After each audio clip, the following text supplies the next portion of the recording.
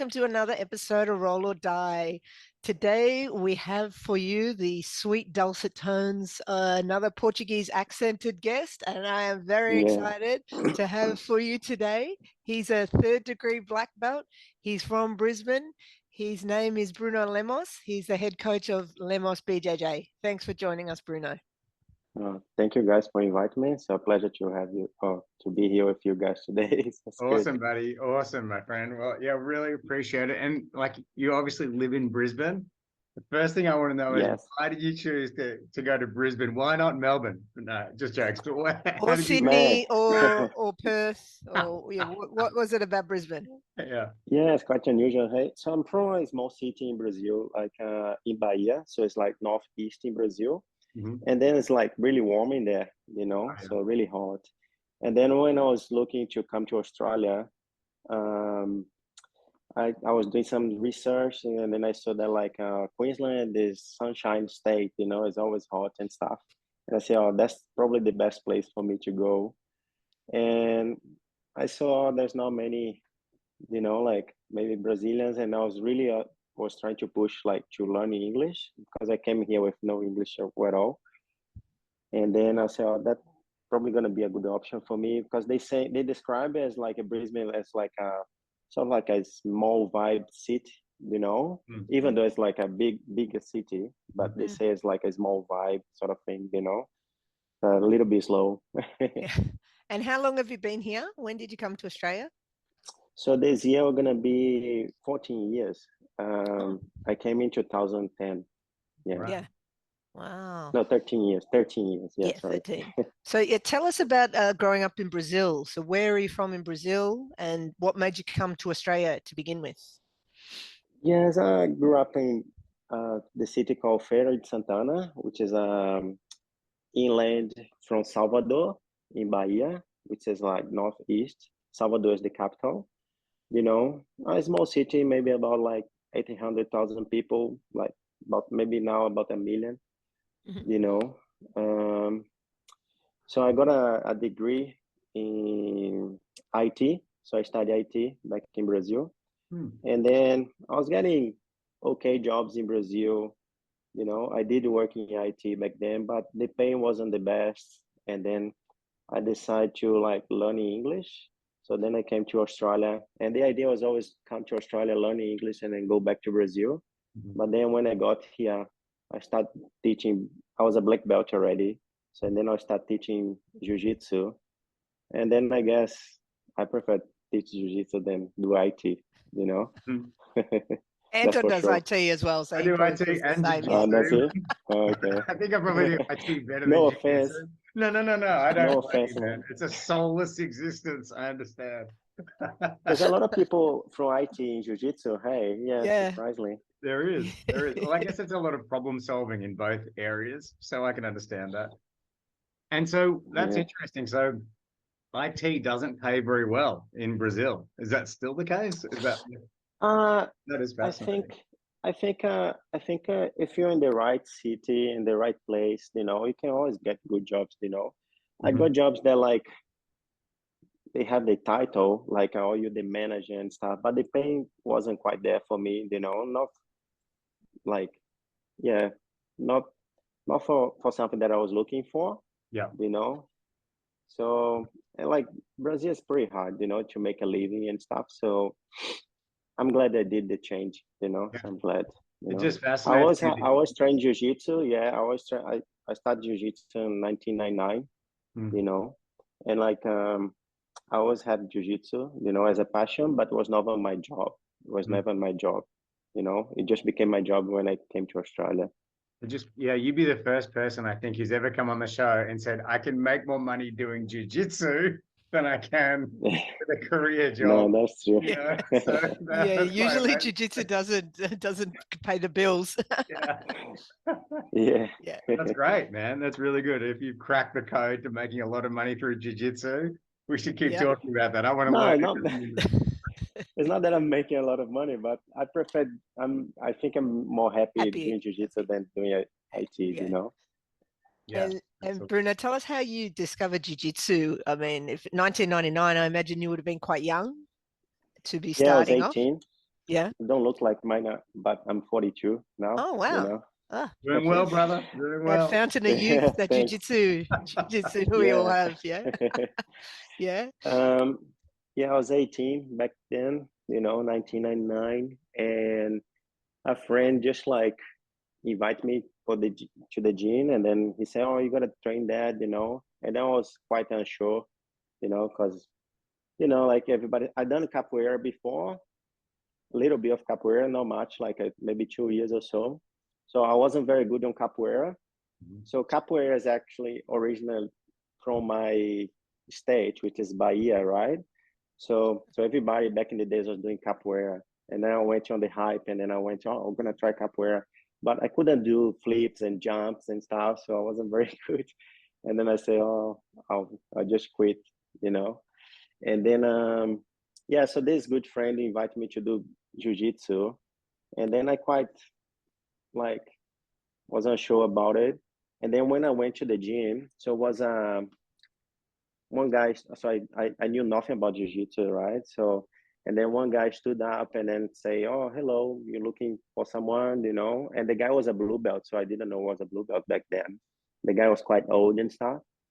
And then I said, oh yeah, man, so I'm friends with this person. He said to me to come here and then have a look on the train, and then the guy, oh, okay, so you should talk with the coach there. And then he pointed to a guy, and the guy was like pretty much my size, similar size as me, and like he was a purple belt, and he was like beating everybody in the room. And then I said, oh, if this guy can do that, and the guy is like similar size as me, this is the sport that I should do it, so this is the martial art for me.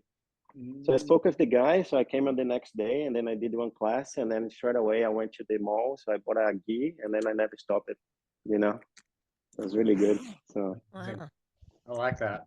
I like it actually. Like it's a real, because I'm fascinated with what makes people stay in jiu-jitsu, like come and then stay. And it's like you saw someone your size, your shape, your size, kicking butt yes, in the room, and they weren't even a black belt, even though you didn't understand the belts. But that was what yes, hooked you, was seeing like actually I always say to people in sales training, show them, don't tell them. You know what I mean? If you tell everybody you exactly. kick their butts, that's one thing. But if you actually kick everyone's butts, that's another. And obviously that really resonated with you. So that was really cool, man. Thanks for sharing that. I just learned something. Yeah. So in my city wasn't many black belts back then. So this guy was coming. His name was Augusto, so Guga. So my first coach in jiu-jitsu. He was coming from Salvador, which is 1 hour drive from my city. He was coming like 3 times per week to coach us there. And he was really good, like a very good guard player, So still to the date, so he's still very good as well. But then unfortunately he had to stop teaching over there because it was quite hard to make the trip and stuff. And then everybody, once he stopped, so we had different codes, but they never like hang around for too long. And then we stopped for maybe like 6 months or so, and then this group of guys, so I started training with different guys from the city, and then I went to join them, and it was really good. I tried like another gym as well, so it was like a jiu-jitsu gym.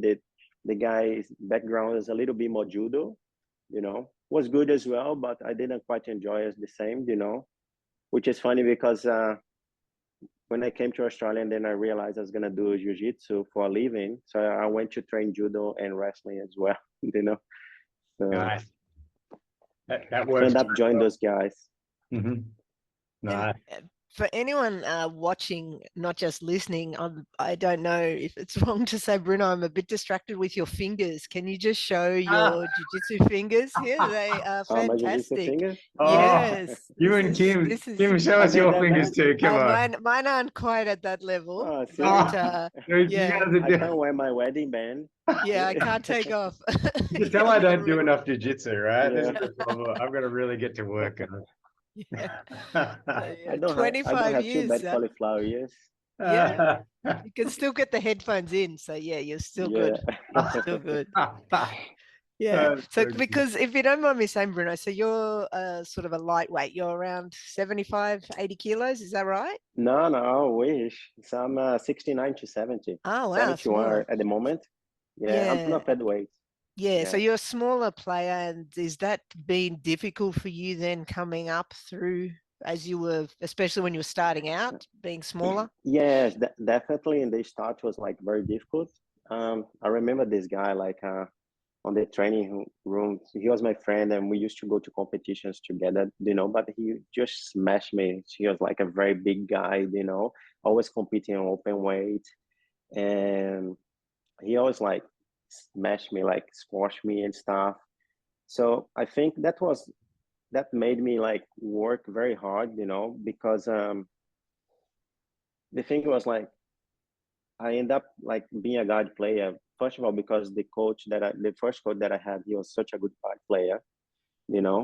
And then I knew uh, once those guys passed my guard, I would have a hard time. So then I developed my guard quite, you know, well, I guess, Yeah. you know, Mm. because I end up like I always like enjoy to train with the bigger guys, you know, and then I knew the moment they pass my guard, it'll be over for me. So I have to, you know, make the most of, you know. I Yeah. like that. That's the case for me anyway, as well. Like once people pass my Oh guard, that retention, oh man, it's yeah. yeah. So I know the feeling. Hey, your wife is a black belt too, is that right? Yeah, my wife Thais, she's a black belt too. She got her black belt last year. Mm-hmm. Really Wow. good. Did you guys meet at jiu-jitsu or outside? No, outside. We are from the same city, so in Mhm. Brazil. So we didn't come together, like we are together back then, but then I came first and then she came after 3 months or so, you know. Mhm. And then she like back in Brazil, I guess like jiu-jitsu in Brazil back then especially wasn't very attractive for the girls, you know. So I remember my gym in Brazil was like a quite small room, just one window, you know, and like very smelly, you know. So Mm. The the mat's guys just clean drenched in the sweat. mess like Yeah. once a week, you know. And Wow. then she just started training jiu-jitsu here with me when she saw like oh it's like cleaner mats, like a lot of Yeah. girls interested in doing jiu-jitsu, you know, and then she started to join and then yeah, she's been training now for maybe 11, 12 years. Yeah, Oh wow, pretty good. that's great. And what's that like then being two black belts together in a relationship, in a family? You have to have Two, different hats hang on, sometimes. two Brazilian black belts. We should. That's right. Yes. Yeah. Another level. So we got two kids. I guess they're not gonna have a choice, right? Yeah. um, I tell you what, like my wife is still like a very tough match for me, you know. She's like very strong. She like comes after me very, very hard, you know. I can still handle, but like she's not easy work. That's great. That's really cool. And then I And keep you, saying to the guys, I'm only black belt on the mat. So here at home, she's the black belt one, you know. She's I like she's the that. boss. Yeah, That's good. That's good. that's So true. you don't have any problem separating then your coach husband hat, you know? I think she did struggle a little bit in the beginning, and I think from that we sort of like try a different approach for the kids, you know. Um, I think she didn't quite understand like when I was pushing her very hard, when I was like, you know, oh, you're gonna try your best every time, and then you're gonna try, you know, not grading her when she thought she would deserve, you know. Mm-hmm. So I was like pushing her more than everybody else, you know what I Yep. mean? But then she became very good. So that's, I think it paid off, you know? And Yeah. I think nowadays she quite like glad that I did what I did, you know? Mm. So I wasn't too rush, you know, too rush on her, like too hard on her, but like I was hard enough, I guess, you know? Awesome, man. Well done. That's like run. We That's like did have walking some on a arguments. tightrope or something, man. It could go either way. But Yeah, well done. I And what know. about the culture at Lemos? What's it like at your gym? What are you training animals, or are you all about being inclusive to everybody and it's just a fun place? Like what do you do? Mate, we are very inclusive. we are very friendly gym, and I think that's the strongest point to our gym, because we do have people that come from all over the place. Like I have coaches that coach in different gyms, and they come to train with us, because first of all, I believe we do train very hard. We train every day and very hard, and then I have like a lot of higher belts on the mats always, so some of my class got like 9, 10 black belts, like all tough guys, like competitors and stuff. But we're also very friendly, we welcome everybody, so we're always like keen to share any knowledge or anything, like we don't hide anything from anyone, whenever people come out, Bruno, and why you became so successful, like in coaching, why your place is so busy always, and why your gym is so nice, like, and then I think it's the atmosphere that we create, I think it's like the community. Yeah, awesome, man. Oh, here you go. Nice. Oh, it looks very nice. Yeah, doesn't it? Oh, thanks. Yeah. Very clean. You're right. Very good. That's very welcoming for women, especially. I mean, for everyone, but yeah, it's nice. Look at these nice mat space. Yeah, really cool. Very nice. We got two mat space. 2 mat spaces. Oh yeah. Yeah, big class. Yes.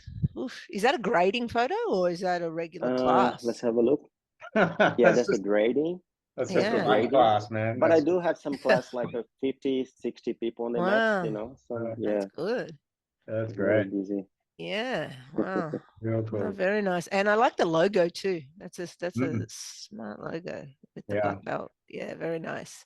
Very nice. Have you been back to Brazil much, Bruno, since you've come back to Australia? I think I went 3 times. Yeah. Yes. I went once by myself, and then the other time was I went there to get married with Thais. So that was like 80 years ago. And then we just went back. Sorry, my bad. I think you were making a joke. 18. Like 8, yeah, sorry. It feels like 18. I'm not that old. And was then we that just in back, Salvador? You were talking about Salvador before, so I just got this up on the map. Yeah. Yeah, that's Salvador. Yeah. And then my city called Feira de Santana, 100K. Oh yeah. Yeah. I see. Yeah, beautiful. Yeah. And that's where you got married? Santana. Yes, we went to get married there because all the family is over there. Yeah, beautiful, man. So we went to get married. And then we had 15 Australians that came with us. It was really fun. Oh, wow. How do you find the standard of jiu-jitsu in Australia versus that in Brazil? I think nowadays, of course, like, I think nowadays is pretty level, I think you can find good training everywhere around the world, I guess, if you talk about like people that live off jiu-jitsu, like athletes, like, for example, like 80 years ago when I went to Brazil, so I went to like the competition class at Alliance, right? And that was really tough, but like we could hang in there, and then you face some guys that are world champions, and then you face some like guys like, Tassis Humphries, Bernardo Faria. Then that's really hard, of course, but those guys are a hard role for anyone, what I mean? So I guess when you talk about the athletes, that people that live for jiu-jitsu, and like Brazilian champions and Pan American champions, and then the world champions, that will be hard for anybody, But I think the standard in Australia is like really going up, like it's really good, and then like it seems like to only raise, I guess. And I think what I'm noticing, right, is that all of the really good grapplers, like the elite, they're always constant. They're not staying really in one place anyway. Like if you look at, I don't know, Craig Jones, or I don't know, various Gracies and everyone else, their videos on YouTube. Oh, now I'm in Thailand. Now I'm in America. Now I'm in Australia. Now, like they're just always traveling and training with the best anyway. So I feel like, jiu-jitsu has really become, like, if you want to be at that top level, you have to be on the move and seeking out and rolling with seeking those. Yeah, that's true. Yeah. But I think Australia is a great platform though. Like, I mean, yeah, we're like, I agree. Like, there's Brazil, but a lot of Brazilians come to Australia. They love Australia. So Yeah, we've got true. a really strong foothold of Brazilians here teaching us jiu-jitsu, man. I think Australia is doing really well. Yeah. I think Australia is doing really, really well. Well, It's good to see, though. He's competing. Was that sorry? Oh, sorry. Did you? Oh, you think Australia? I thought you said, I think my son. Sorry, you think Australians? Yeah, yeah, no. Yeah, absolutely. What about competing for you, man? Are you a serious competitor? I was like, I was a bit more serious, like thinking the color belts, you know, like back in Brazil. So, but mainly like local tournaments and states, you know. Mhm. So I guess on my days in Bahia, wasn't many tournaments, you know. So I was like 2 to 3 during that year there, you know. So, and then you have to travel a lot. So I was working full time and studying like uni, and I was training every day anyways. But yes, back in the days, I think I used to compete more, you know, in the color belts. My last competition was last year. I did in Melbourne, the nationals. Oh, I cool. did the masters. I'm not sure if it was masters 2, because I masters 3, but they have no one on my division, so I ended up doing a division below. Mhm. And I did gi no gi, and then I guess I did okay, so I got double gold. Ah, congrats. It's so Well done. humble. It's so humble. Okay, cool, man. Yeah, it's Wow. interesting now. I see in Australian competitions, often the black belt divisions have more in the masters than the adults. I don't know if that's something that usually you're over 30 by the time you get your black belt anyway, unless you start when you're a junior, you know, Yeah, or a juvenile. But yeah, I think also maybe if you're 40, it's hard to compete against someone who's 25, you know, who's a black belt. Yeah. yeah, I guess, yes. Yeah, it's funny because like when I got in Australia, when I did a couple competitions here, and then like they used to like say in the mic, "Oh, we're gonna stop all the match now because the black belts are gonna compete," you know, and then everybody stopped to watch it, you know. And I was like, you know, always like open weight, you know, because you have nobody to compete Yeah. against, you know. Mm. So, Yes. Yes, that's Actually, true. I'm but just it's good to see like, and then nowadays you see like you pretty much have like competitions every second week or so, you know. Yeah, So it's incredible. definitely. Yeah, it's actually, grown heaps. I'm fascinated with what you just said, Kim. So I hope you guys don't mind. I'm just going to digress for a moment because I've got the VIX registration up here right now. So Yeah, like, the VIX is tomorrow. yeah, in adults, we've got one, you know, this is not masters, this is adult. So 1 in the 70 kilo, 2 in the 82 kilo, 4 in the 90. No, I think 1 in the 82 kilo. That's only one person. Oh, sorry. Yeah. Yeah, I don't know how that, 1. what Oh is yeah. that? What? Oh no, yeah, you're right. Okay, yeah, 1. Yeah, So 1. 1. So they basically don't have a matchup. Then 4 in 4. the Yeah. in that area, and then we get to masters. And you're right, the Yeah. masters get Oh, that's matched. pretty good. Yeah. That is very interesting. Yeah. Or maybe it's for ranking as well, you know, so that you can then, I know with VIX, I don't think it counts to IBJJF. I'm not sure. Hmm. And I know Yeah. that, yeah, you're right. Yeah. Bruno, what about injuries? Have you had many injuries? I think I do have a few injuries. Nothing like any major thing that I needed surgery. Oh, I good. never done Fingers surgery, count, which guys, is because you guys have a lot of finger injuries by the look of it. my finger's I okay. don't I got even count these as a injuries. bad This is time. just, yeah. I think last year I hurt my knee a little bit, so I torn my LCL. But I didn't end up having surgery, so I didn't need it. So now it's back. I wouldn't say like 100%, but I would say like 95. You know, it's not bad. Wow, that's Got a good. So long in jiu-jitsu without no surgery or anything, especially as a featherweight, you yeah, know, that's pretty, that's not that common. yeah. Very And rare. I keep saying to the guys, because like every single week it shows up like a big guy in my gym, you know, and then I just say, oh, they normally Google, oh, smallest black belt in Brisbane, and then they come to the gym. That's this guy. Yeah, They come to test, you know. yeah. But that's fine. Like I said, like I always enjoy training with the big guys, so I have no problems at all, you know. So How do you I Have you guess avoid got after a any? injury? while, Yeah. Yeah, how do you Go avoid on, Chance. injury? Yeah, how do you avoid injury when a black, you know, reactive lower belt, when I say black belt and lower Yes. reactive belt comes at you, they're just trying to win. How do you prevent yourself getting injured in these situations?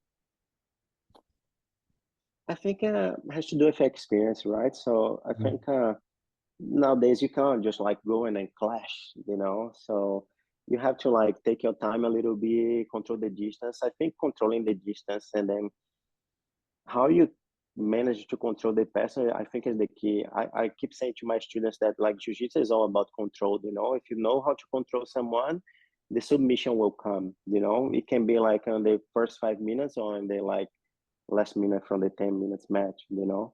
Mhm. So I think control is the key. Like managing the distance to fight big guys is like especially. I think that's the important thing Mm. that you have to do. Manage the Yeah. distance. You know. Yeah. Yeah. Yeah. And what about, what do you think, gi and no gi? Like the last sort of few years, the gi has kind of lost favor a little bit with some people in jiu-jitsu. Do you think no gi is going to take over as being the dominant thing for especially new people when they come in, or do you think gi will always have a place? I believe gi always gonna have a place. You know. In my gym, like there are some people that train only no gi. You know, and then like I have nothing against it. Like I support them, but I always keep telling them like if you have the opportunity to be good at two things, why you want to choose to be good at just one? You know, I believe as a grappler or as a jiu-jitsu fighter, so you should be like the most complete as possible. And of course, you have some stuff that you can only improve in the gi and some stuff that you can only improve in the no gi. So I always defend like you should train both, you know. If you want to specialize on something, that's okay, but maybe keep doing it once or twice a week the gi as well, you know. Um I think the gi always gonna have a place as well. Like I love both. Like I train both, you know, like pretty much like nowadays in my gym is like 50-50, you Mm. know. So we have gi and no gi class um, many times during the week. And then yes, last year was a bit more popular the no gi, I believe, because like the DCC hype, Yeah. Gordon Ryan was more talky Mhm. on the internet, you know. Mm. This year, like I think it's like even out again, you Mm. know. So my geek class are very busy as well, so I can't complain. I love both, you know. I Yeah. think both like develop different aspects on your game. Mm. That's what Yeah. I think. If you were gonna because you said why not be good at one thing when you could be good at both, but like I think that the world champions, right? They're not really doing both, are they? Like you're either a world champion level no gi or you're a world champion level gi. So I guess would you agree that like if you are serious about really getting to a high level in one or the other, you should just focus on one, or do you think everyone, no matter how high they want to go, should focus on both? Yes, I think they should always train both. Like I can name here many different guys that been great on gi and no gi, like Lucas Lepre, Marcelo Garcia, Cobrinha, right? So the men's brothers, you know, Mm. um, Bochecha, you know, like Mm. Felipe The Pena. Rotolo So brothers, even now, like the yes, modern game, yeah, still yes, some, Mika but yeah, Galvão, you know, yeah, yeah, I think of course, like if you're gonna do a ADCC competition like in 6 months time, so maybe you would focus on that for like 5 months, you know, and then you compete on the nogi. Yeah. But why not? I don't think the gi will take anything from your nogi game. I think it's just gonna add, you Mm. know. yeah, That's what I think. That's what I say to my students, Okay. you know. yeah, yeah. Bruno, what's your opinion about performance enhancing drugs in jiu-jitsu? What do you think about that? Uh, well, that's a Sorry, I good said we weren't going to question. get controversial, but I'm just interested No, to hear your opinion. I don't think. Okay, I think as an athlete, you know, especially the high level athletes, you're gonna set a sample for so many people, you know, and then if you take like young kids, I don't want to my son grow up saying, oh, it's okay to take like pads, or Mm. it's okay to you know do drugs and stuff and then still being like a good athlete. No, like I don't think that's a good message, you know, like that's not the message that I want my kids to learn. So that's not the message that I think the sport should go for, you know. So I think the sport should try to keep as clean as possible. I understand like for you to train that hard on that level, sometimes you gotta use those things, you know, but like I don't think you should be like advocate for that, you know. I don't think you should say if you use it, man, like maybe try to keep secrets, or like if you're open about it, okay, you know, use it, but like don't swear by it, you know. So What about that's what I think. what about performance reducing drugs like weed, alcohol? You know, what do you think about that and athletes? Yeah, I think the same, man. Like I think the same. I don't think you should like send this message for the kids, you know. Yeah. So I think um you know, I think that that competition that people put a while ago, like where you have to smoke weeds to like to go on the mess, I think sends the wrong message. Yeah, a lot of You know, grapplers I don't love think their it's weed, it's a don't good they? And idea. there was a really long, there was Hello, quite a kind of a can you guys hear me? trend for a while there. It's probably still there, but yeah, it's not as verbal anymore. But you're right. I remember everybody was getting high and going on the mats. It was crazy. Yeah. And yeah, not for me. Like I can I barely think do it's still something happening now. Yeah. Can you hear me now, guys? Sorry, Yeah. I don't know what happened to the it's frozen for a connection there. little bit. Sorry, yeah, Yeah, it's a probably it bit, was my internet as well. Yeah. might be mine as well. Yeah.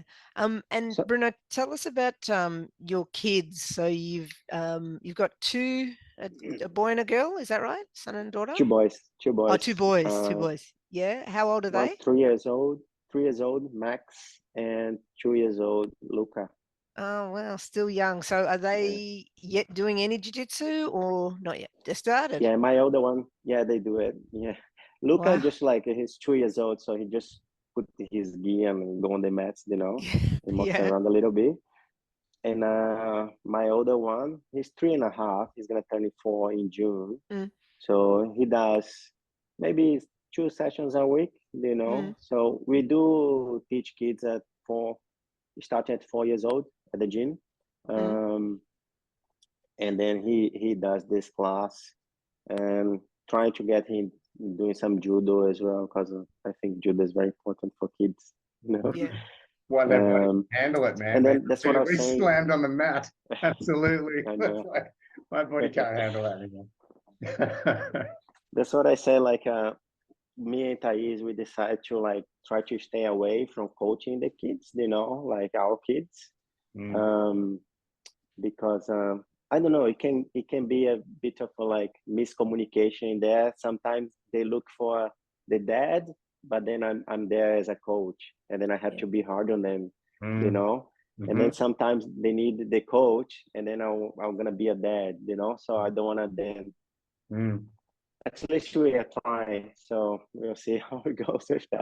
I read You a know. fascinating article on that a little while back. I know we've only got 3 minutes left, but so I'll try and be really brief. But essentially what it said is kids like to be like to imagine that the world is a swimming pool, and like they swim around, and then they like their parents to be like the edge of the swimming pool, and they like to just come back and touch the edge and then go back out there and explore, and then come back and touch the edge and go back and explore right into like adulthood. 100%. Right? But often Yeah. as parents, we think we're the water, we're all around them. But yeah, it's hard to be the edge of the pool and the coach at the same time. That's almost impossible. Yeah. I totally agree with what you're saying. 100%. I think I sent you that article, Anton. I think you what might mean. have.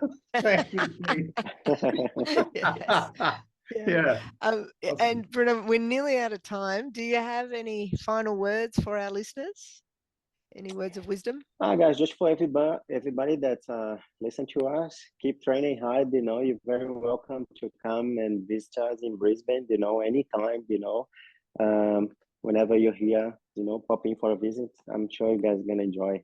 Awesome, you know, man. Thank you very much for having me, guys. So really appreciate. You're welcome. And then I look forward to meet you guys in person as well. Yeah, you know? That's right. Indeed. Yeah, this has been a really great way to get to know you, and thank you very much for sharing and telling us your story. We will have this episode out probably 2 weeks' time. If you can share on your social media, that would be fantastic for us and help grow our audience. Mm. And yeah, when we Awesome. see you, we can give you some of our merchandise that we have. Yeah, That's it. a We have sticker, not the t-shirts cup. as well. You don't get the cup, you get a T-shirts. sticker. You can put The it. sticker. We have yeah, t-shirts with our logos. We're going to get rash Okay. guards soon. Rash guards coming Oh, that's soon. good. Just not yet, but I'll get yeah, some. all good. Yeah, Thank you everybody. very much. Yeah, real pleasure to meet you, Bruno. Everybody, this is just an example. Like, we don't know Bruno. We've never met Bruno, and he's just such a legend. That's what the jiu-jitsu community is. You can just That's meet right. someone Yeah, new, have amazing conversations, get to know them. Awesome. Spread the love. Thank you Yes, again. also, guys. Everybody, catch you Thank later. you very much, and like, great job, guys. Keep Thank you. keep See raising you up the soon. bar for the jiu-jitsu community. Will Appreciate do, it. brother. Awesome. Bye bye. See Cheers. ya. Bye.